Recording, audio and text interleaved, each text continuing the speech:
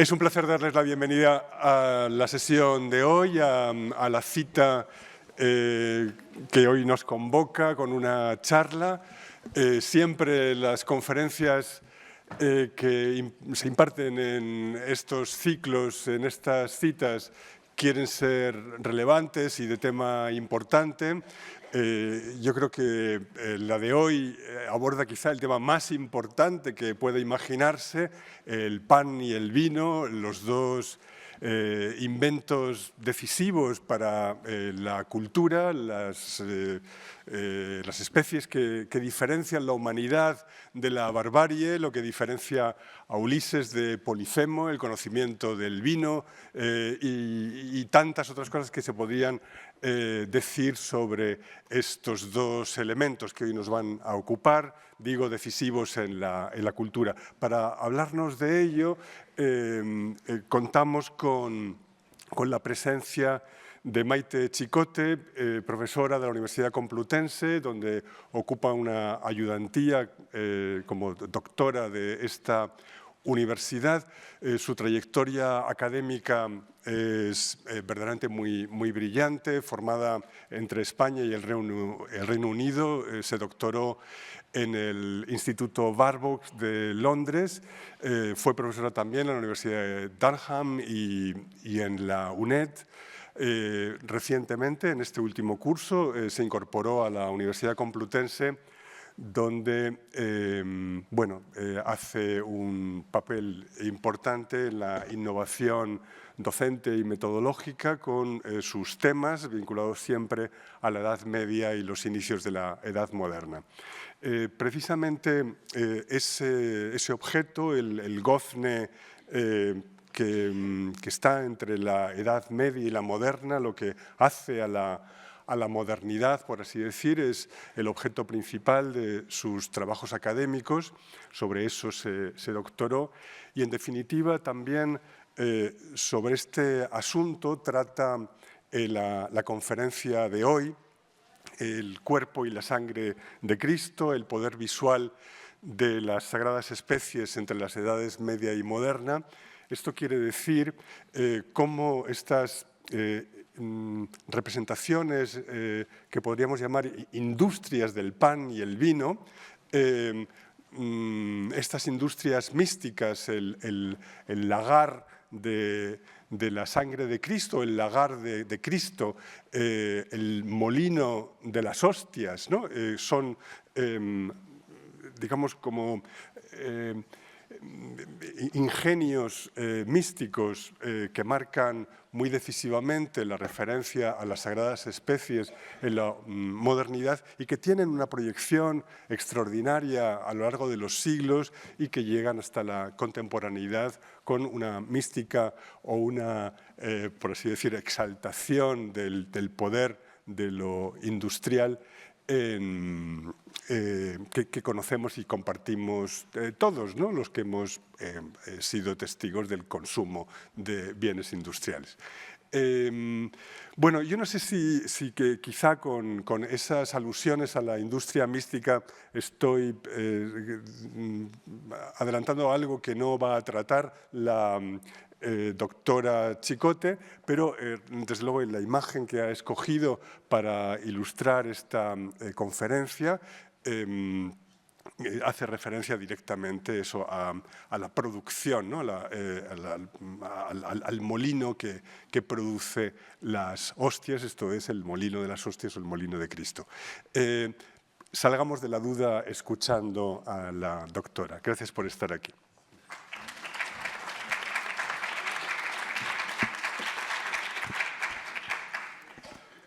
Buenas tardes. Muchísimas gracias en primer lugar a Javier por la presentación y la introducción, que también así nos sirve para empezar a entrar en tema. Muchísimas gracias al Museo del Prado por darme la oportunidad una vez más de hablar desde este atril. Es siempre un honor y obviamente un placer. Y como no, muchísimas gracias a las muchísimas personas que en esta tarde tan fría y de un sábado encima han decidido acercarse y compartir conmigo este momento. Quería además aprovechar, haciendo un nexo con lo que comentaba Javier, para dedicar esta conferencia a todos los docentes y las docentes que están sobre todo en primaria y secundaria, y la casualidad fue que hace poco justo me encontré con mi profesora de Historia del Arte, Pilar, así que la conferencia se la dedico a ella porque en el fondo es la culpable de que esté aquí en el día de hoy y seguramente haya muchos más culpables entre el público y probablemente de los que nos escuchen cuando ya esto se emita a través de YouTube. Me gustaría empezar esta presentación viajando al año 1524 en un pueblo cercano a Toledo, en la diócesis de Toledo, que a lo mejor algunos de ustedes conocen, y es el pueblo de Escalona. En Escalona, en ese momento, había un gran revuelo, un problema que derivaba de un problema teológico. Y a partir de eso se inició un larguísimo proceso inquisitorial, duró bastantes años, y fue el inicio de una herejía que denominaron el alumbradismo. El problema básico para los alumbrados era cómo venerar determinadas cosas, objetos, pero también las sagradas especies. Y entre los diferentes testigos que van y acusan al principal promotor de este movimiento, que luego se diría que es un movimiento herético, Pedro Ruiz de Alcaraz, muchos de ellos inciden en que en la misa no se porta como debiera, no se porta como un cristiano. Y lo que se nos dice es que en el momento de alzar el Santísimo Sacramento, alguna persona ha visto que este Pedro de Alcaraz está derecho y yerto, mirando al sacramento, y no le adora con demostraciones exteriores, no se hiere los pechos ni humilla la cabeza. Esto podría parecernos algo bastante básico, perdonad con el audio, algo que nos podría parecer bastante básico, cómo cada persona se muestra ante el Santísimo Sacramento hoy día ha cambiado, cada persona puede hacerlo siempre con el debido respeto, pero en 1524 la situación era radicalmente diferente. Lo que debía hacerse era prostrarse, humillar la cabeza, bajar la mirada y no mirar directamente, porque mirar directamente al Santísimo Sacramento era algo que se consideraba casi como una afrenta directamente al Santísimo. Y para que podamos imaginar un poco cómo era la celebración, tenemos que olvidar lo que vemos en la misa actualmente y volver a la mirada que tenía un fiel o una fiel en una iglesia del siglo XIV, XV o XVI. Una persona, como vemos en el retablo de San Martín que tenemos aquí, que procede de una galería en Budapest, el fiel se prostra de rodillas detrás del oficiante que levanta la hostia. Esto nos hace que sea mucho más complejo, mucho más difícil ver el momento de la consagración. Es un momento en el que todo sucede, pero nadie ve nada. Es un momento que concluye cuando el cura levanta la hostia y ese es el momento principal. El momento de levantar las hostias nos puede parecer básico, simple, sencillo, pero era muchísimo más para el momento porque no era habitual que la gente comulgara. Hoy día se va a la misa y se comulga. En su momento se comulgaba aproximadamente una vez al año, era un momento muy específico y entonces la gente lo que hacía era ni siquiera acudir a la misa. Hay bastantes fuentes que demuestran que la gente iba literalmente corriendo de iglesia a iglesia solo para ver el momento del levantamiento de la hostia. Y lo más interesante de todo es que para facilitar que la gente pudiera observar bien la hostia sagrada es que se estipula, como por ejemplo hizo el arzobispo Jorge da Costa a finales del siglo XV en Portugal, cómo tiene que ser el altar para que la gente realmente pueda ver bien ese momento de alzar la hostia. Y en estas ordenanzas nos comunica, nos dice que delante del altar lo que se tiene que poner es un lienzo oscuro para que así, con el color del paño, las personas que están en las iglesias puedan ver bien lo que está sucediendo. Y para que nos imaginemos un poco cómo podía ser ese momento, os he traído una obra que está aquí en el Museo del Prado y en el que vemos que no hay un retablo, sino que lo que hay es simplemente un lienzo verde en el que el blancor, el blanco cándido de la hostia destaca sobremanera y es el momento culmen que encapsula estas ordenanzas de Jorge da Costa. El pan y el vino, el cuerpo y la sangre de Cristo son algo que, si cualquier persona ha leído los textos sagrados, aparecen en los evangelios y en el momento en el que se establece este sacramento es en la última cena. La representación de la Última Cena puede variar muchísimo a lo largo del tiempo. En un primer momento, en la tardoantigüedad, lo que se hace es recurrir a la modalidad del banquete, muy ligado a lo que son los simposios del mundo griego, y en el que la gente se reclina alrededor de esa mesa en el que se encuentra el pan y también, en este caso, tenemos el pez, que como probablemente ustedes sepan, es el símbolo de Cristo porque la palabra griega Ichthus es las siglas de la frase Jesucristo, Hijo de Dios Salvador. Con el paso del tiempo, os traigo una imagen derivada del Renacimiento de Andrea del Castaño, se mantiene este hincapié en la figura del pan. El vino no siempre está presente porque, teológicamente, el pan ya lleva dentro tanto el cuerpo como la sangre de Cristo. No es necesario que estén las dos especies a la vez en el momento de la consagración o de la comunión. Pero estas representaciones, que son las más habituales, las más comunes, no son iguales en todos los territorios, y entre las más curiosas y las más interesantes desde mi punto de vista están unas que se localizan sobre todo en el norte de Italia, en lo que son los siglos finales de la Edad Media y principio de la Edad Moderna, que son pues unas últimas cenas bastante opíparas en las que son muy presentes pequeños elementos como son los cangrejos de río, que nos podrían parecer algo banal, pero en su momento eran el alimento más habitual en los convites de las grandes casas nobiliarias del lugar. Y no me podía resistir a traer la última cena más opípara que conozco, que además está representada en formato tridimensional en escultura, casi a tamaño humano, del Sacromonte di Varallo, también en el norte de Italia de finales del siglo XV. Como pueden ustedes ver, tenemos gambones, pero también cualquier otro tipo de fruta y alimento. El pan ya aquí ha pasado casi a un segundo lugar. El pan, en estas imágenes que hemos visto, suele representarse como tal, como un pan que se ha hecho en un horno, como el que se conoce hoy día. Sin embargo, a partir del siglo XIV, poco a poco, se van introduciendo unas imágenes en las que el pan ya es sustituido por unas hostias que, si nos fijamos, por ejemplo, en estas horas de Turín-Milán, son unas hostias que además llevan literalmente grabada la imagen de la crucifixión. Esto es claramente un anacronismo. En la Última Cena no hubo o no pudo haber la oblea, como la conocemos hoy día, que es este pan tan fino, delicado y blanco. No existía. Pero los artistas, y también nunca podemos olvidar el papel que tenían, por ejemplo, los sermones, incidían en este paralelismo entre lo que sucedía en la época de Cristo y lo que sucede en la actualidad.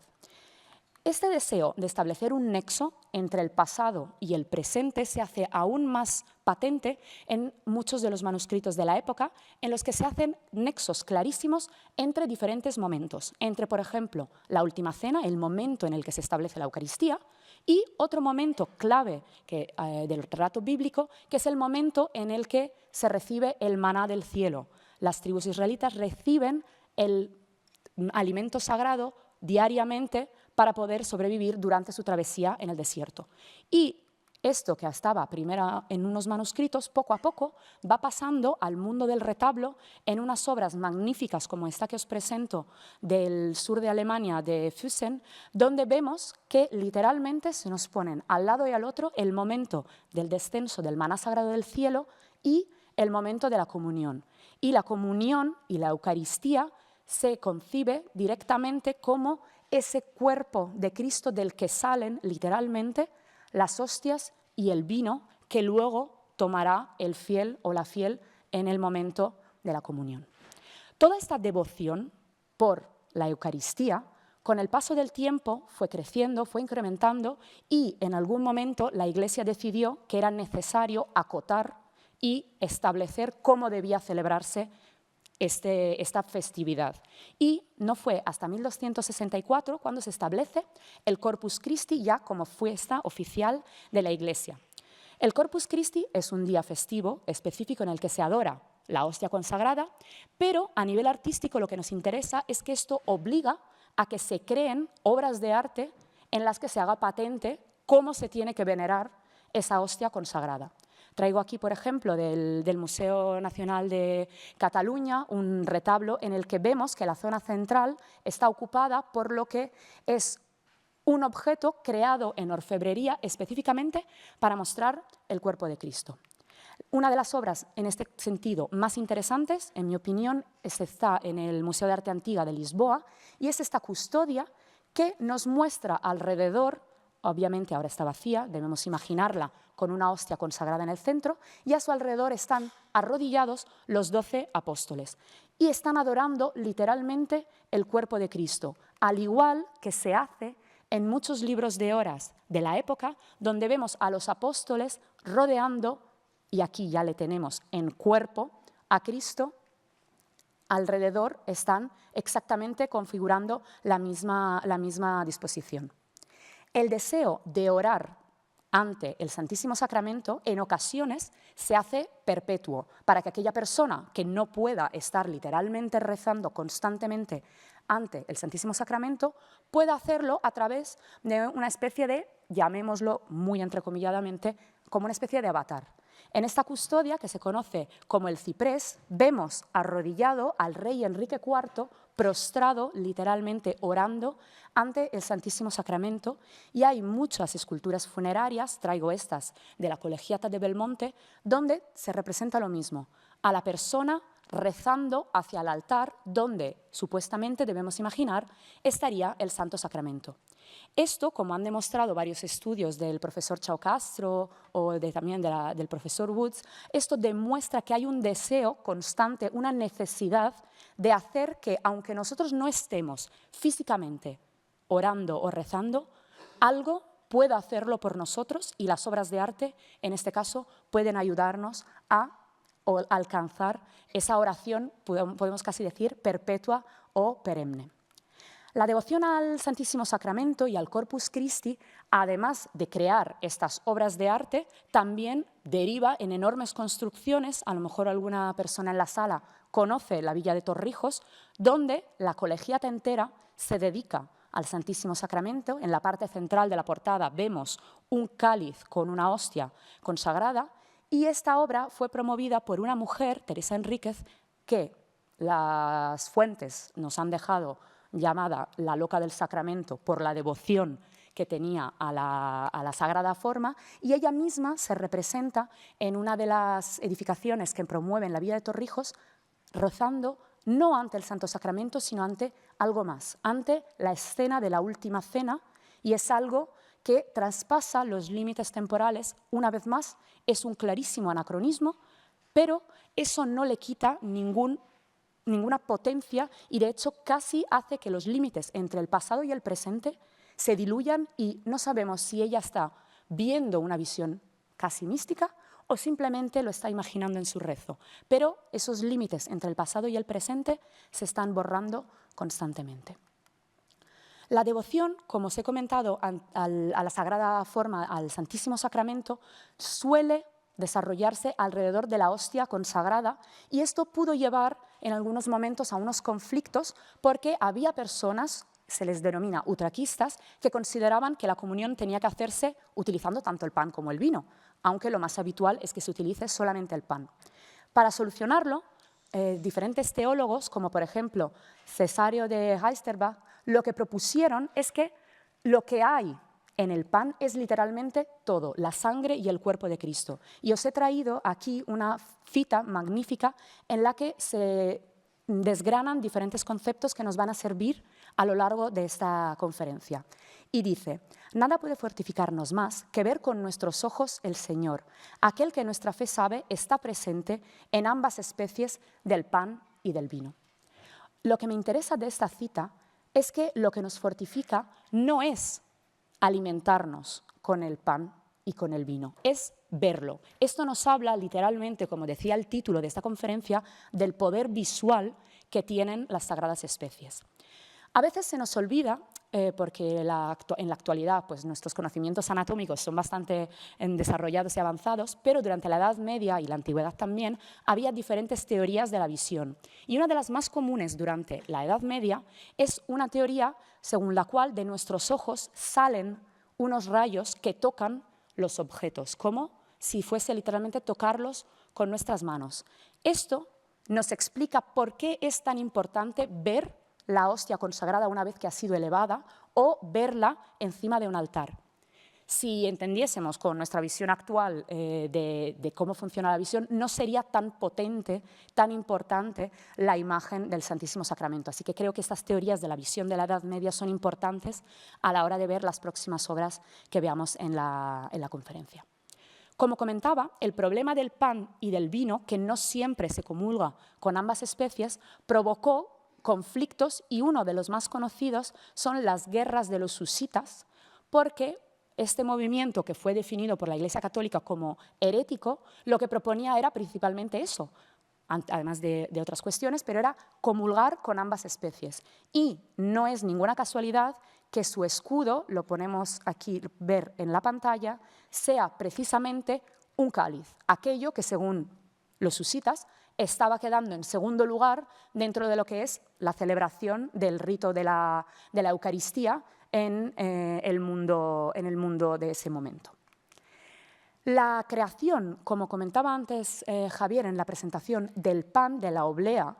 es algo que también se tiene que pautar, porque es algo que tiene que ser luego consagrado y convertirse en el cuerpo y en el pan de Cristo. Y todo esto se tiene que ir configurando con una serie de pautas bastante estrictas, porque en un primer momento eran los fieles los que aportaban el pan y el vino para la celebración de la misa. Y con el paso del tiempo se llegó a la idea de que eso tenía que ser algo exclusivo de los clérigos. No hay una fecha clara, pero parece que fue aproximadamente en el siglo XIII, y no es casualidad que sea justo en esa época en la que además se establece la festividad, como comentaba antes, del Santísimo Sacramento del Corpus Christi. Y en estas fechas lo que se establece es que lo tienen que hacer los clérigos o los clérigos tienen que supervisar a las personas que producen el pan y el vino.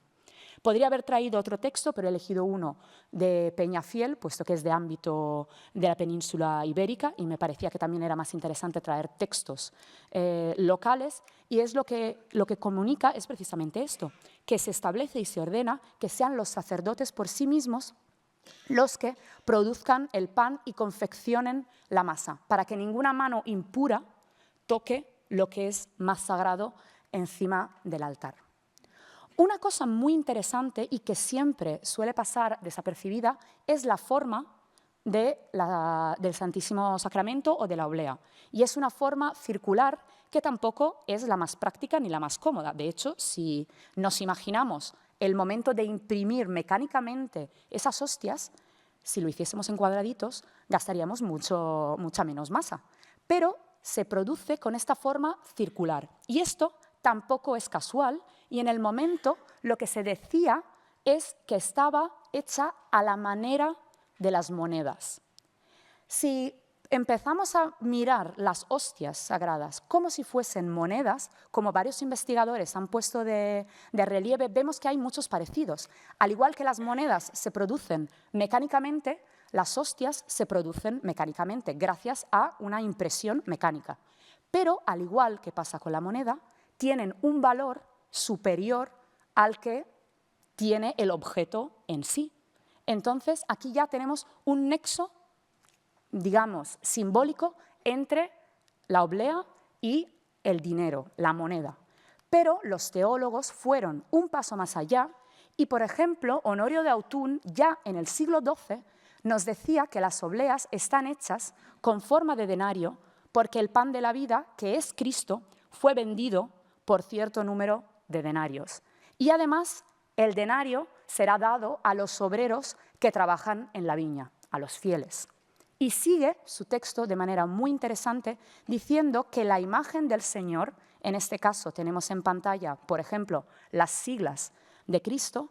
se imprimen con las letras sobre el pan porque en el denario se suele grabar la imagen y el nombre del emperador. Y es gracias a este pan que la imagen de Dios entra en nosotros. Entonces vemos que no es nada casual que la forma sea circular y que se imite literalmente la forma que tenían las monedas desde tiempos antiguos. Este nexo entre lo que es la oblea, que luego será consagrada y se transformará en el Santísimo Sacramento, y la moneda fue explotada a lo largo del tiempo, y el caso más patente y más interesante desde mi punto de vista es el de los reyes franceses del siglo XIV y principios del XV, que lo que hacen es producir unas monedas que llaman el Cordero de Oro, que literalmente copian la iconografía de muchas de las obleas que se representaban sobre ellas el cuerpo de Cristo simbolizado con el Cordero. Y esto, además, lo vemos traspasando desde la alta cultura, que digamos, de los monarcas, en lo que es la cultura más popular, porque se difunden, se hacen muy comunes los misterios, los milagros que tienen que ver con la Sagrada Forma, y uno de los más interesantes lo relata Inocencio III, y es un milagro según el cual un judío había robado una Sagrada Forma que ya había sido consagrada, y cuando van a revisarle su casa para ver que si la tiene escondida en algún lugar, lo que hace es meterla en el cofre donde guardaba sus monedas.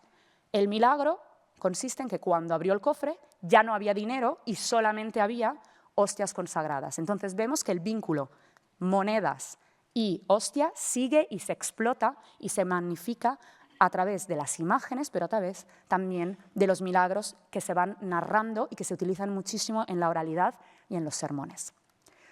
Otro elemento que tenemos que tener en cuenta a la hora de entender el poder visual que tienen las Sagradas Especies es lo que es el rito de la misa en sí. Hablábamos antes de la importancia de mostrar literalmente la Sagrada Forma, levantarla después de haber sido consagrada y que se ponían esos lienzos oscuros para que contrastara el color. Bien, yendo un paso más allá, tenemos varios textos, he traído uno de finales del siglo XV castellano de Fray Íñigo de Mendoza, en el que se nos dice que levantar la hostia es literalmente levantar el cuerpo de Cristo en la cruz. Y lo que se pide a los fieles es que cada vez que vean eso, imaginen, vean con sus ojos la crucifixión, el momento de la pasión de Cristo. Y esto, la vuelta de tuerca lo tenemos en el caso de que, por ejemplo, la hostia tenga como imagen el cordero, como veíamos antes, o la crucifixión, que también es una iconografía muy común de las Sagradas Especies. Esto deriva en iconografías ya en el mundo de los retablos, por ejemplo, una muy común y que muchas personas en sala conocerán, que es la misa de San Gregorio, donde literalmente, después de consagrar la hostia, lo que se ve es el Cristo varón de dolores que se aparece con todos los signos o los símbolos de la pasión. Y de él cae literalmente la sangre que llena el cáliz y que está cerca de la hostia consagrada. Siempre hablamos de la misa y lo ideal, aquello que debiera ser, pero también las hostias y el vino, las Sagradas Especies, se utilizan para mostrar aquello que está mal, aquello que no debiera hacerse. Y en este librito, es un pequeño manual en que se habla de las negligencias de los oficiantes de las misas, lo que se indica es que uno de los errores más graves que puedes cometer si eres cura es justamente dejar de prestar atención a cómo se cuidan el pan y el vino. Y si nos fijamos, tenemos un pequeño ratón que se está acercando a comer el pan en el altar o una mosca que está invadiendo el cáliz de la sangre de Cristo. Entonces, vemos cómo también se pueden utilizar las Sagradas Especies para dar recomendaciones sobre cómo no actuar si se está en el oficio del cura. Otra manera de dar estas amonestaciones, y que también vemos en algunas obras de arte de la época, es a través de iconografías que a priori a lo mejor nos podrían resultar un poco confusas. En esta imagen que os presento vemos a la primera figura, la que está vestida de rojo a mano izquierda, que está recibiendo la comunión. Siento no tener una imagen más cercana, pero ustedes tienen que confiar en mí, que prometo que es así. En esa pequeña hostia lo que aparece representada es una pequeña figura de un bebé que intuimos que quiere representar al niño Jesús. La figura vestida de verde, arrodillada, en cambio, está recibiendo una hostia en la que se representa un pan sin más, como un pan sacado del horno. Esto nos indica que el primer fiel está recibiendo la hostia consagrada, mientras que el segundo está recibiendo una oblea, sin más, sin que haya recibido ese sacramento, sin que se haya producido ese proceso que en teología llaman la transustanciación. Y la tercera figura, que para indicarnos lo negativo de esa situación, encima se le cambia el color del rostro y aparece con ese rostro rojizo que se distingue claramente de sus fieles que están sentados a su lado, es aquel que recibe una oblea estando en pecado capital. Lo que la oblea tiene no es ni una figura de Cristo ni un pan, sino una especie de sapo, que es una figura muy común en la Edad Media para representar el demonio, lo negativo, el pecado, etc. Y siguiendo un poquito este discurso, también encontramos imágenes en algunos manuscritos como este de la Morgan Library de Nueva York, donde se representa cómo se tiene que efectuar la comunión y cómo no se tiene que hacer. Antes de la comunión hay que proceder a la confesión y una vez que se ha confesado los pecados, se puede acercar la persona y recibir la comunión y así llegar al cielo. Como vemos, unos pequeños angelitos están llevando el alma del fiel hacia el cielo, en la mano izquierda. En la mano derecha tenemos lo opuesto. La persona que no ha confesado todos sus pecados recibe una oblea en la que una vez más tenemos representado, en este caso es una araña, no es un sapo, pero es un elemento negativo, y quien lleva más allá el alma no son los ángeles, sino que son unos demonios, lo que nos indica que nos están llevando hacia el infierno. Las sagradas especies, como hemos visto, pueden tener muchas iconografías, pueden representarse de muchas maneras, pero también pueden hacer muchas cosas. Y una parte muy interesante y que suelen estudiar los historiadores culturales o las historiadoras culturales es el poder milagroso que tienen las sagradas especies una vez que han sido obviamente consagradas.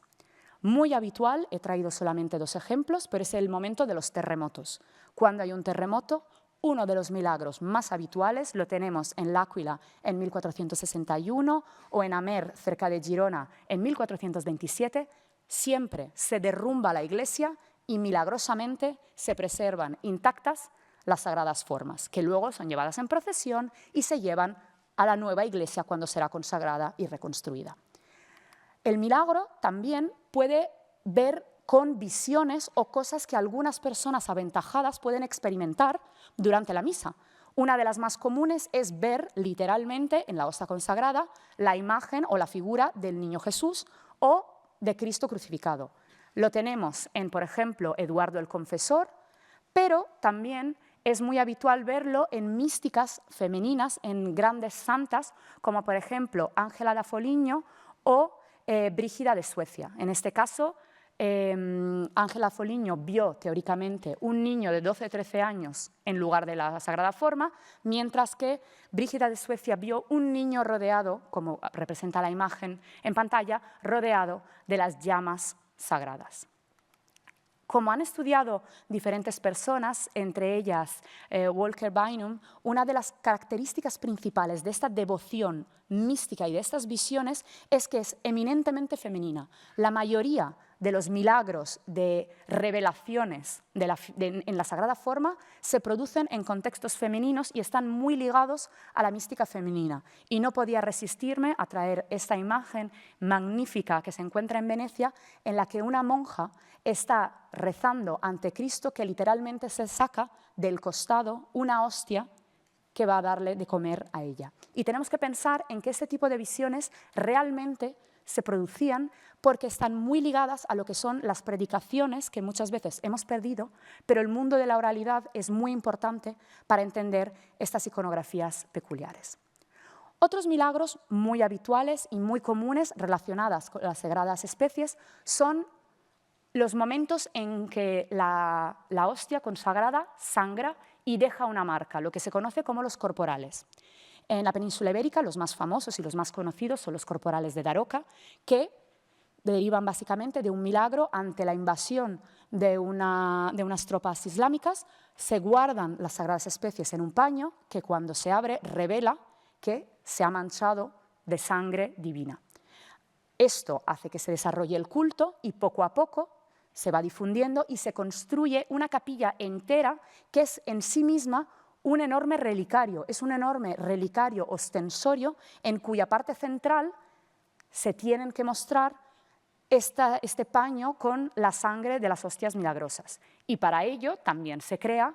el relicario específico. Entonces, como un milagro nos genera toda una serie de obras de arte que luego tenemos que entender no aisladamente, sino dentro de un contexto de devoción, peregrinación, etc.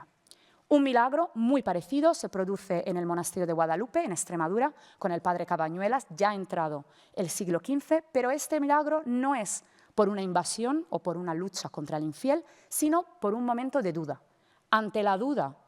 del religioso, que no entendía qué estaba sucediendo mientras estaba haciendo el rito de la consagración de las sagradas especies, levitó la hostia y empezó a sangrar. Esa sangre cayó en los corporales y hoy día aún se exponen en el monasterio de Guadalupe y sigue habiendo una enorme veneración y gracias a esto tenemos magníficas obras como esta de Zurbarán que os traigo en pantalla.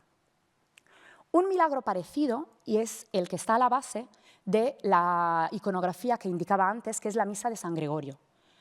La historia es muy parecida. Gregorio, oficiando la misa, oye que alguien se ríe a carcajadas a sus espaldas. Al darse la vuelta se da cuenta que es una mujer, la misma mujer que había cocinado el pan que iba a estar encima del altar y que iba a ser consagrado. Y le pregunta a la mujer que por qué se ríe y ella contesta que se ríe porque no puede imaginar, ni entender, ni comprender que el cuerpo de Cristo esté realmente en ese pan porque ella sabe qué ingredientes tiene, que lo ha cocinado. En ese momento el pan empieza a sangrar, entonces todos los presentes entienden que están presentes ante un milagro. Este milagro pasó a desarrollar esta iconografía, pero lo más interesante del todo es que esta hostia consagrada, este pan, teóricamente siguió preservándose y conservándose y estaba en un monasterio del sur de Alemania, que es este que os traigo en pantalla, de Andechs, que estaba muy preocupado y quería que todo el mundo supiera, se hiciese patente, que ellos poseían una de estas reliquias ligadas al milagro de San Gregorio. Y en la parte central de este panel, que representa toda la colección de 111 reliquias del monasterio, se representa esta custodia con 3 hostias sangrantes, 2 de ellas donadas por Gregorio y la otra donada por León IX.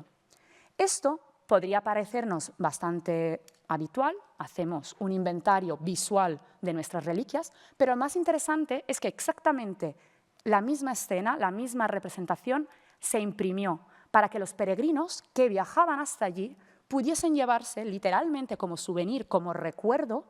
una imagen, un catálogo de todas esas obras que habían visto y de todas esas reliquias. Y así es como se difunde la devoción y cómo se perpetúa la devoción ante determinados milagros. La devoción da lugar a que se creen, como dije antes, algunos relicarios. Este no sabemos si pudo contener una sagrada forma, pero no es descartable por esa forma circular que tiene en el centro y por representar escenas de la pasión, que en el fondo son el preludio a la sagrada forma. Pero si hablamos de hostias milagrosas, no puede no hablarse de la más famosa de ellas, que es la Sagrada Hostia de Dijon, que regaló el Papa Eugenio IV a Felipe el Bueno en 1433 y que se representa en muchísimas obras de arte del momento porque se popularizó de manera muy rápida. Esta hostia lo que representaba era diferentes manchas de sangre en puntos que correspondían aproximadamente a donde estuvo la corona de espina, donde se clavaron los clavos de Cristo y de donde sangró después de haber sido flagelado. Esta hostia estuvo colocada en una capilla específica que se creó, la Sainte-Chapelle, en Dijon, y ante ella se prostraban desde los dueños, que eran Felipe el Bueno e Isabel de Portugal, pero además diferentes personas que a lo largo del siglo XVI siguieron peregrinando para ver la Sagrada Hostia de Dijon, y aquí simplemente traigo algunas obras que lo demuestran. Todos estos milagros se van conociendo y se van perpetuando porque la gente, con el boca a boca, los va contando, pero también porque la imprenta juega un papel fundamental, se escriben y se narran historias, y así sabemos de esta obra que desgraciadamente no hemos conservado porque en la Revolución Francesa fue quemada y destruida por los revolucionarios. La única, o por lo que yo conozco, que se conserva hoy día es la hostia de Saint-Pierre de Douai de 1254, según la leyenda que narra el milagro, que se elevó ante un momento de duda, se elevó ante la congregación de fieles, y cuando se produjo la Revolución Francesa, un canónigo lo que hizo fue esconderla, y no fue hasta 1854 cuando fue hallada escondida detrás de un retablo, y además había un pequeño trozo de papel que iba contando cómo una persona, ante las hordas de revolucionarios, decidió protegerla y esconderla. Como hemos visto, las sagradas especies pueden ser la representación de lo que es simplemente la misa, pueden ser objetos de veneración debido a sus poderes milagrosos, pero son en realidad una manera de visualizar aquello que es literalmente imposible de entender y imaginar, cómo el cuerpo de Cristo se halla presente dentro del pan y del vino. Muchas dudas había alrededor de cómo podía estar el cuerpo dentro del pan y del vino, y lo interesante es que se difunden en la época bajo medieval baladas y poemas que se cantaban entre las gentes ligadas a esto. Os traigo uno del siglo XV, un poema inglés, que literalmente dice: parece blanco y es rojo, vive y parece muerto, es carne y parece pan, es uno y parece dos, es el cuerpo de Dios y nada más. Y estos son cantares populares que se difunden, porque es importante que entendamos que todos estos debates teológicos existen, es verdad, pero la mayoría de personas, los fieles, no están en esas cotas, y con lo que se comunican es más con este tipo de poemas o cantares populares. Entonces siempre hay que estar moviéndonos entre la alta y, llamémosla, la baja cultura. Para representar cómo está el cuerpo de Cristo, podemos tener representaciones más simples, como custodias que nos muestran el cuerpo de Cristo, la hostia, dentro con su figurita pequeñita de la crucifixión, pero es mucho más interesante cuando vemos que hay iconografías que mezclan conceptos. Aquí tenemos, por un lado, en el misal de Salzburgo, tenemos una crucifixión que no tiene literalmente más misterio, y en donde empieza el texto del Te Igitur tenemos una T muy peculiar. Tenemos una imagen de Cristo casi representado como varón de dolores, pero si nos fijamos, de su pie literalmente crece una planta, una viña, que da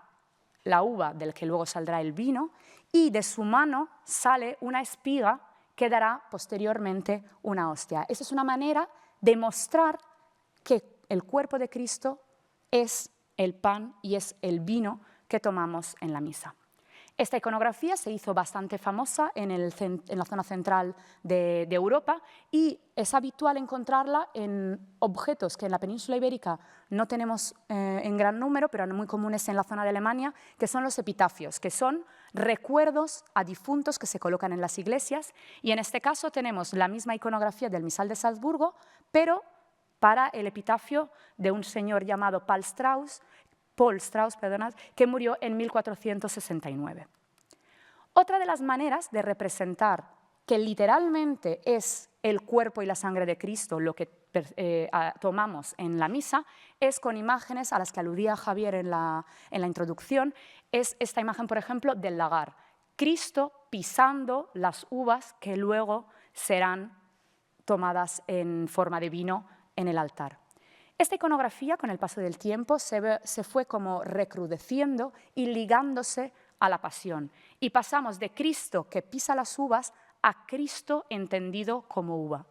Y lo que he traído en pantalla me parece muy curioso porque, según los museos, hay diferentes copias en diferentes museos, pero parece que son moldes para hacer pasteles para la fiesta del Corpus Christi. Y lo que nos representan es a Cristo literalmente siendo prensado y siendo transformado en vino que, como nos fijamos en la parte inferior, se recoge en un cáliz que es como el que se encontraría encima del altar. Esta iconografía, que consiga difundirse sobre todo a través de estos moldes baratos, la imprenta también es muy común, es compleja y es sencilla a la vez. Es un mensaje muy directo, es la sangre literalmente de Cristo lo que tomamos como vino, pero además, una vez más, como hablábamos antes con la moneda, establece un paralelismo. Igual que estamos imprimiendo los grabados, literalmente imprimiéndolos en el papel, es como Cristo es prensado y de su cuerpo sale la sangre que se tomará en el altar. Y esto deriva de unos textos de San Agustín que nos dicen que la primera uva prensada en el lagar fue Cristo, y una vez prensado por la pasión, lo que quedó fue ese cáliz embriagador.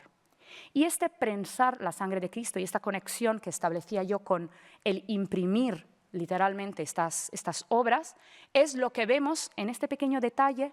porque el ángel lo que está haciendo no es escribiendo con tinta, sino que está mojando la pluma en el cáliz, está escribiendo los evangelios con la propia sangre de Cristo. Un investigador llamado Timmerman ha llamado estas iconografías un poco curiosas alegorías mecanizadas, porque literalmente transforman el misterio de las sagradas formas en algo mecánico. Tenemos el lagar o la prensa mística, pero también tenemos el molino. El molino místico va un pasito más allá y lo que nos representa en la parte alta son los evangelistas metiendo en el molino lo que es las palabras que luego derivarán en el Nuevo Testamento, que sale en la parte baja, el Nuevo Testamento, que es Cristo. Esta iconografía, además, a veces incluye en su parte central unas pequeñas hostias y una vez más tenemos este nexo entre pasado, futuro y estamos creando una imagen para que las gentes que van a las iglesias comprendan qué es lo que se esconde detrás de las sagradas formas, aquello que no pueden ver.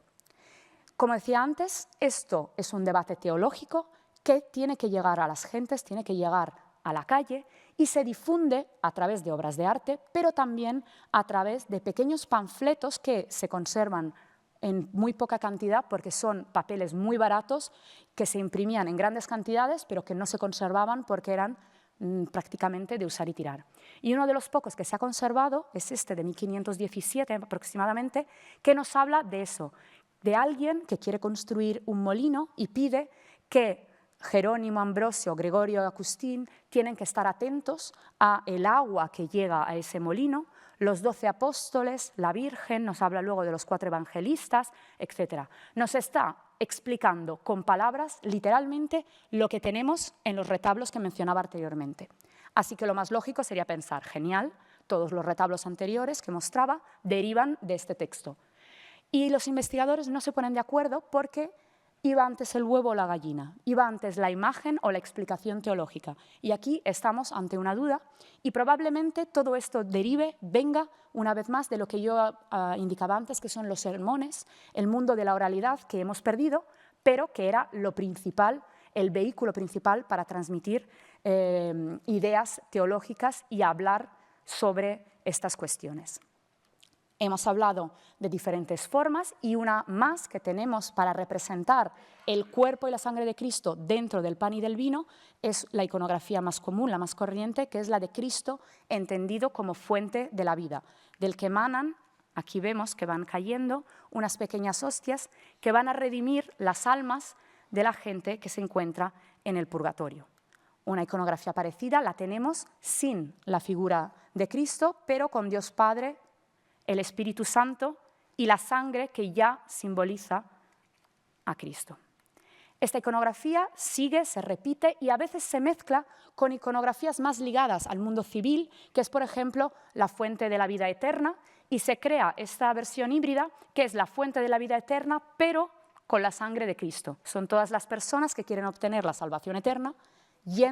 acudiendo a la fuente de la sangre. Y una de las obras en este ámbito más importantes y también visualmente más impactantes es esta que se encuentra en el Museo de la Misericordia en Oporto, que es la fuente de la vida, la Fons Vitae, con la familia real portuguesa prostrada ante los pies. En ocasiones estas obras no nos crean ninguna duda, son bastante patentes, pero hay otras que podrían, porque hemos perdido el contexto en el que se hallaban, leerse en el mismo sentido. Una de las que considero más interesantes es el Pozo de Moisés, una de las obras más famosas de la Baja Edad Media del norte de Europa, que representa en la parte baja determinados profetas. Pero las reconstrucciones que han hecho investigadores como por ejemplo Susie Nash han demostrado que la parte alta era un enorme crucifijo y que deberíamos entender un poco como la misma fuente de la vida. Tú estás yendo, acudiendo a ese lugar que te va a dar la sangre de la vida eterna.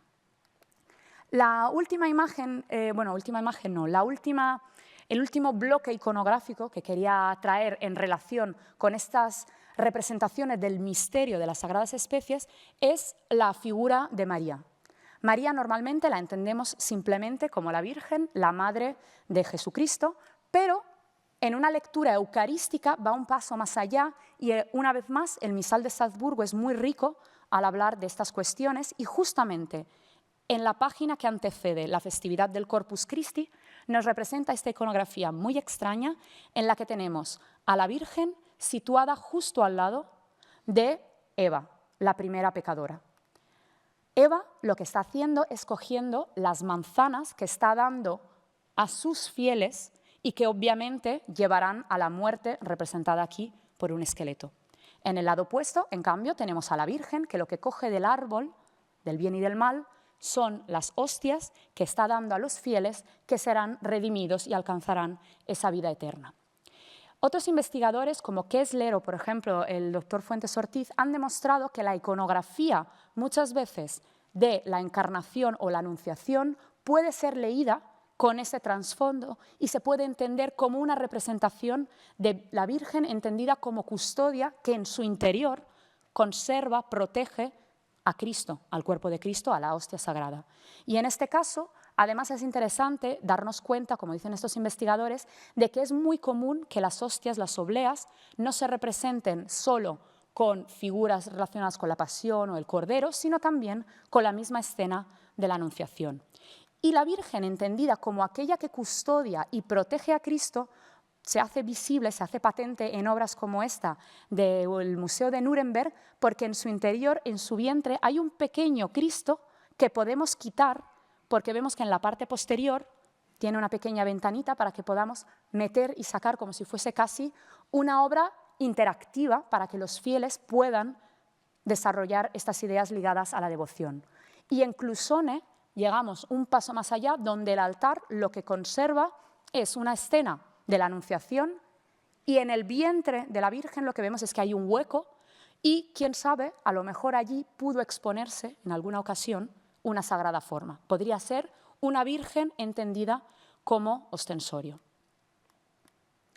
En esta lectura se ha entendido en muchas ocasiones una de las obras más famosas y más conocidas de la transición hacia la modernidad, que es el Políptico de Gante, en cuya parte exterior vemos una vez más esta escena de la Anunciación, pero cuando lo abrimos, lo que se nos revela, además de la complejidad iconográfica, es esa escena central, donde vemos literalmente el cuerpo de Cristo como cordero, del cual mana la sangre que irá al cáliz, y en la parte inferior vemos la fuente que nos dará la vida. Estas lecturas iconográficas de la Virgen como elemento eucarístico, como protectora del elemento eucarístico, mejor dicho, han llevado a Levin a dar una lectura muy interesante de otra obra muy conocida, que es el Tríptico Merod, ligada a estas cuestiones. Tenemos una Anunciación en la parte central, en el ala de la mano izquierda tenemos a la persona que ha pagado para que se haga este tríptico, y en la mano derecha hemos visto normalmente, sencillamente, a San José ejerciendo su oficio de carpintero.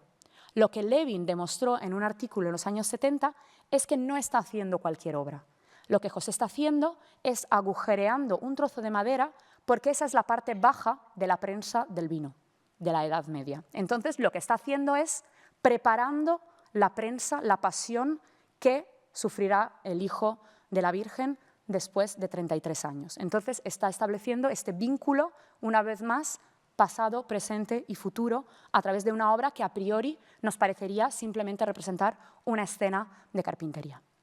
Y llegamos ya a la última obra, que como no tenía que ser la Fuente de la Gracia, que estaba en el póster de esta conferencia y que además tenemos la suerte de poder ver todas las veces que queramos aquí en las salas del Museo del Prado.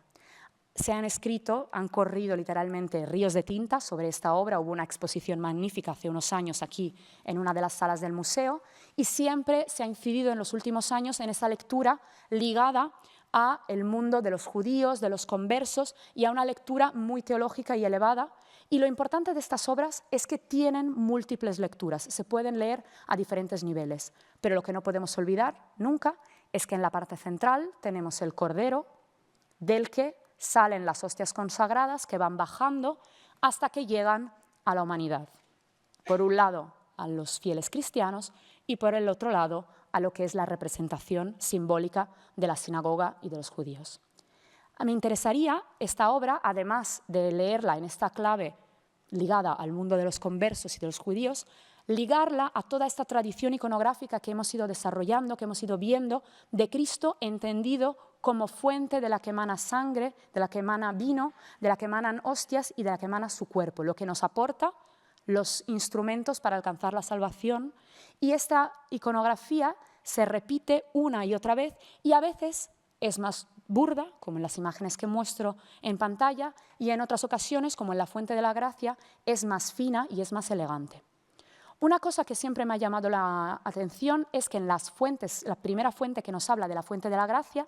es este libro del Parral, en el que se dice que este cuadro fue donado por el rey Enrique IV de Castilla y que era un retablo de pincel de Flandes y que tiene la historia de la dedicación de la Iglesia. A día de hoy seguimos dudando, seguimos sin saber exactamente qué dedicación de la Iglesia, qué quiere decir esa expresión. Así que lo que quería traer aquí es también cuántas dudas seguimos teniendo y cuán necesaria sigue siendo la investigación para entender por qué alguien en el siglo XV la llamaba la dedicación de la Iglesia. Y lo interesante de la Fuente de la Gracia es que fue una obra que marcó literalmente un antes y un después. Estaba conservada en la sacristía del Parral, en un lugar que a priori es poco accesible porque es de unos monjes jerónimos, una orden religiosa muy cerrada, pero existen dos copias, hechas en el siglo XVI. Esto demuestra que hay un deseo claro, clarísimo, de ir y copiar una obra y llevarla a otros contextos donde puede que tenga otras lecturas. Y eso es también importante a la hora de entender. Como investigadora puedo proponer una lectura, pero cambiando el contexto en el que esa obra se expone, su significado puede ser alterado, puede ir cambiando o fluctuando. Obras como La Fuente de la Gracia y también como las otras obras que he mostrado a lo largo de esta presentación nos demuestran que hubo constantes intentos a lo largo de la Edad Media, pero también de la Edad Moderna, y esta corriente seguirá a lo largo de los siglos, pero teníamos que parar para llegar al tiempo de esta conferencia. Siguen usándose estas obras de arte para dialogar con los espectadores y las espectadoras sobre misterios sagrados que es imposible visualizar. Es imposible entender con nuestros ojos, es imposible tocarlo con nuestras manos y, sin embargo, para un fiel o una fiel, estos misterios sagrados suceden y son una realidad. Así que simplemente quería decir que, una vez más, lo que hacen obras de arte como estas es romper los límites entre lo que es físicamente posible y lo que no lo es. Muchísimas gracias.